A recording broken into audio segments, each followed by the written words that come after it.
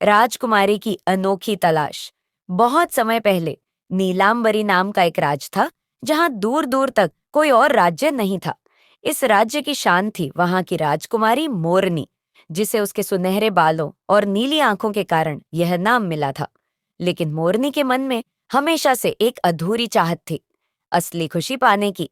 राजमहल में हर सुख सुविधा थी, हर चीज का इंतजाम था, लेकिन राजकुमारी का मन हमेशा किसी अनजानी खोज में भटकता रहता। एक दिन मोरनी ने अपनी माँ से पूछा, माँ, क्या असली खुशी इसी सोने चांदी के बीच है? उसकी माँ ने मुस्कुराते हुए कहा, खुशी वो चीज है जो तुम ढूंढती हो तो मिलती है।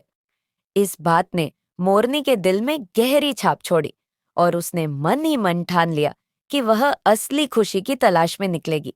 अगली सुबह बिना किसी को बताए राजकुमारी अपने घोड़े सागर पर बैठकर एक लंबी यात्रा पर निकल पड़ी।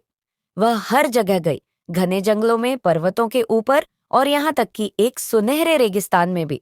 हर जगह उसे तरह तरह के लोग और जीव मिले, जिनसे उसने असली खुशी के बारे में पूछा, लेकिन कोई सही जवाब नहीं दे सका।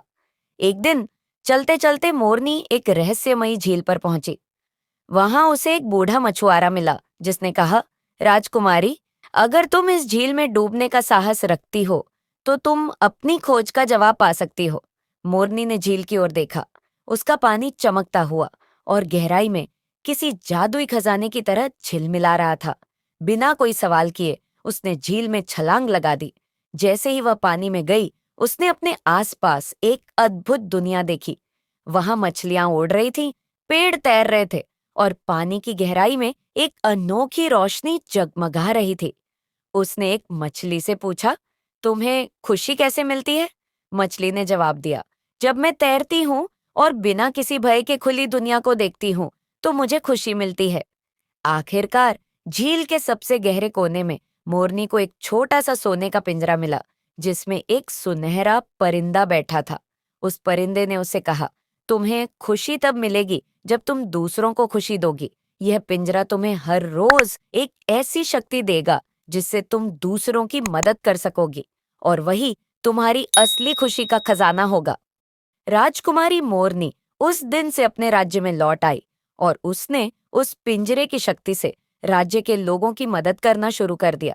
उसने बच्चों के लिए विद्यालय बनवाए, गरीबों के लिए भोजन की व्यवस्था की और बीमारों के लिए औषधालय खोले। जैसे जैसे वह दूसरों के जीवन में खुशी लाती, उसका मन भी हर रोज खुशी से भर जाता। उसकी इस यात्रा ने उसे असली खुशी का मतलब सिखाया।